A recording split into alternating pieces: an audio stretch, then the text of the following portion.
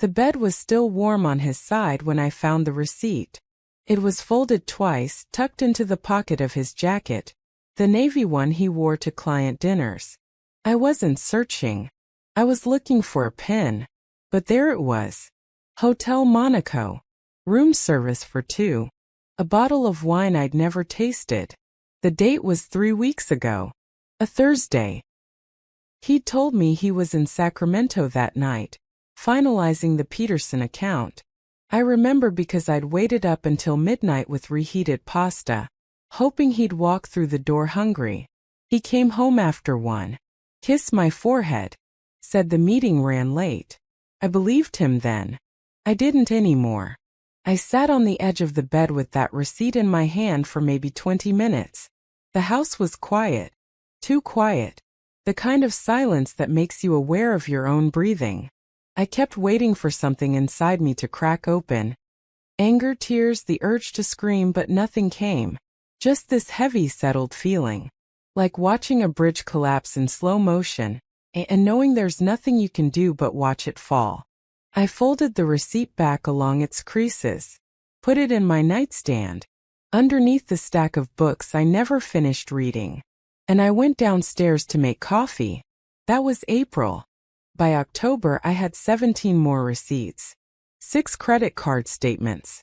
Screenshots of messages he thought he'd deleted. Calendar entries that didn't match the stories he told me. I kept everything in a manila folder at the bottom of my office drawer, underneath tax returns from 2019. I labeled it Utilities Archive. He never looked. He never had a reason to. I was always the one who handled the paperwork, the bills, the logistics of our life together. He made the money. I made sure the money made sense. We'd been married 22 years. He was a corporate attorney. Mergers and acquisitions. The kind of work that required late nights and weekend calls and last-minute flights to cities I'd never visited. I'd been a paralegal when we met, back when we were both hungry and tired and convinced we were building something that mattered. I stopped working when our daughter was born. That was the plan. I'd go back once she was older. But then she got older and he got promoted and going back started to feel like going backward. So I stayed home. I managed the house. I raised Olivia. I became very good at being the person who made his life possible. He started the affair sometime in February. Maybe earlier. I'm still not sure. The woman's name was Simone. I found that out in June. She worked in his firm. Junior partner. 34. No kids. I saw her photo on the firm's website. She had the kind of smile that looked expensive. The kind you maintain with good dental work and the confidence that comes from never having to choose between your career and your family. I could have confronted him in April. Could have thrown the receipt in his face and demanded answers. That's what I was supposed to do, wasn't it? But I didn't. Because I knew what would happen. He'd apologize. Beg for forgiveness. Promise it was a mistake. A moment of weakness. She meant nothing. And maybe he'd even mean it. Maybe he'd cry. Maybe I'd cry. And then we'd do the hard work of rebuilding trust, and I'd spend the next 10 years wondering every time he was late, every time his phone buzzed, every time he smiled at a waitress a little too long. I'd become the kind of woman who checks pockets and scrolls through phones and hates herself for it. I'd already lost him. I wasn't going to lose myself too. So I stayed quiet. And I started planning. The thing about being married to an attorney for 2 decades is you learn how they think. You learn what they value. You learn where the vulnerabilities are. Michael wasn't stupid, but he was arrogant. And arrogance makes people sloppy. He assumed I didn't understand the finances because I'd never asked too many questions. He assumed I was content because I'd never complained. He assumed I needed him more than he needed me. That last part was the mistake that cost him everything. Our assets were complicated. The house was in both our names, but he'd made the down payment with money from his signing bonus. We had joint accounts, but most of the income flowed through his name. There was his 401k. My smaller IRA. A vacation property in Sonoma we'd bought 6 years ago. Stocks. Bonds. An investment portfolio I pretended not to understand. But I did understand. I'd been paying attention the whole time. California is a community property state. That meant everything acquired during the marriage was split 50-50. It didn't matter whose name was on what. It didn't matter who earned more. I knew that. Michael knew that too, but I don't think he really believed it applied to him. Men like him never do. I met with a divorce attorney in May. Her name was Caroline Reston. She had a corner office in the financial district and a reputation for not losing. I told her everything. Showed her the folder. She didn't flinch. She asked if I wanted to file immediately. I said no. Not yet. I needed time to prepare. She understood. We drafted the papers. Went over every asset, every account, every possible point of contention. She explained what I was entitled to. It was more than I'd expected. Much more. I asked her about alimony. She said it was complicated. Depended on a lot of factors. Length of marriage. Disparity in income. My ability to support myself. The fact that I'd given up my career to raise our daughter would work in my favor. The fact that he'd been unfaithful wouldn't matter as much as I thought. California doesn't punish adultery in divorce proceedings. But it could affect his credibility. And credibility matters when you're dividing assets worth millions. I started documenting everything. Not just the affair. Everything. His spending habits. His travel. His work hours. I kept a journal. Noted every time he missed dinner. Every time he forgot to call. Every promise he broke. I wasn't trying to build a case for emotional cruelty. I was building a record of absence. Of a man who'd already left his marriage long before I filed the papers. If you're still watching, I'd be curious to know. Have you ever had to make a choice between what felt right and what was smart? Maybe leave a comment. I read them all. Olivia went to college in August.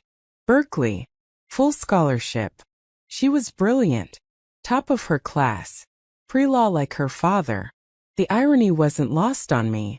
We drove her up together, Michael and I. Helped her move into the dorms. Had lunch at that pizza place near campus. He held my hand in the parking lot before we left. Told me we'd done a good job. That we should be proud. I smiled. Told him I was. And I was. Just not for the reasons he thought. On the drive home he was quiet. Reflective. He said something about empty nest syndrome. About how strange it would be, just the two of us again. Like we were starting over.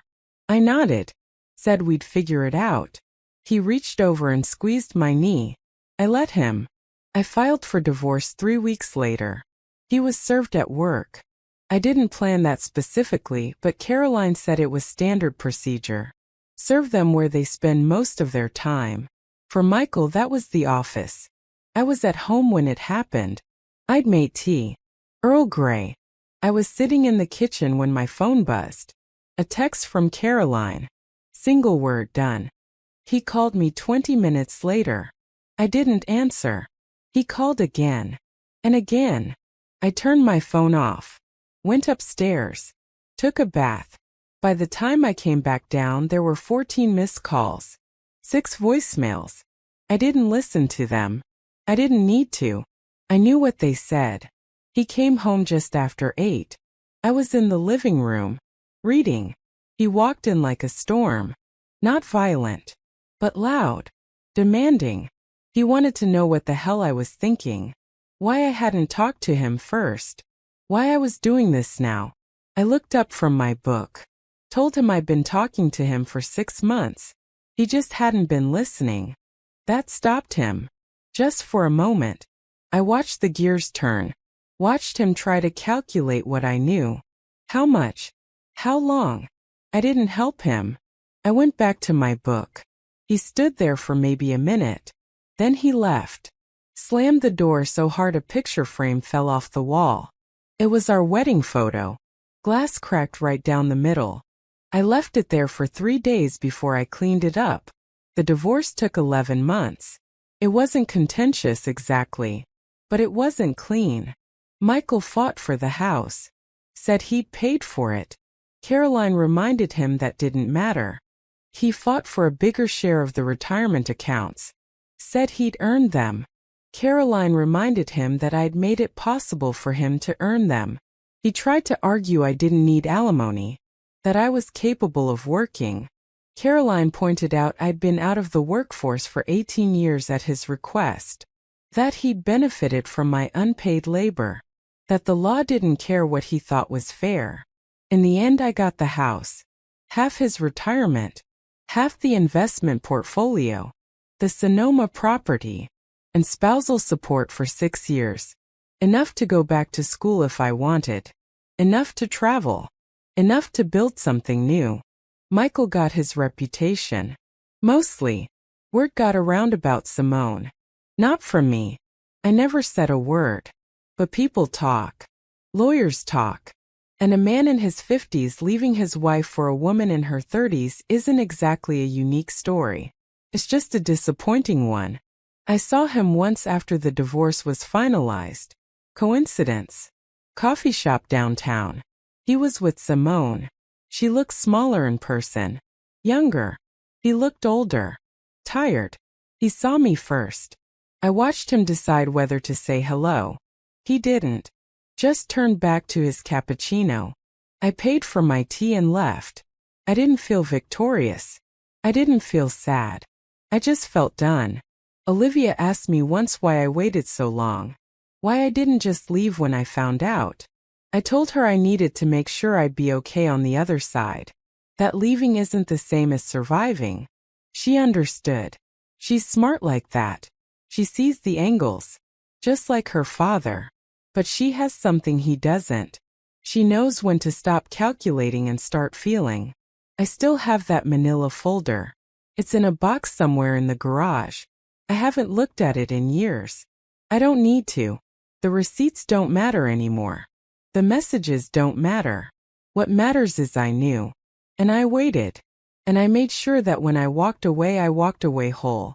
People ask me sometimes if it was worth it. The waiting. The silence. The months of living with someone I knew was lying to me. I tell them I don't think about it that way. Worth implies a transaction. A cost-benefit analysis. This wasn't about winning or losing. It was about making sure that when the ground shifted, I wasn't the one left falling. I don't know if Michael ever understood that. I don't know if Simone is still around. I don't check his social media. I don't ask Olivia about him unless she brings it up. I've built a life that doesn't require me to know what he's doing. That's the real freedom. Not the money. Not the house. The not needing to know. Some nights I think about that first receipt. How small it was. How easy it would have been to throw away. To pretend I never saw it. To choose the lie over the truth because the lie was easier. But I didn't. Kept it. And I kept going. And that made all the difference. If this story meant something to you, feel free to subscribe, share and like this video. I'm not angry anymore. I don't think I ever really was. Anger is hot and fast and burns itself out. What I felt was colder, steadier. It wasn't about punishing him.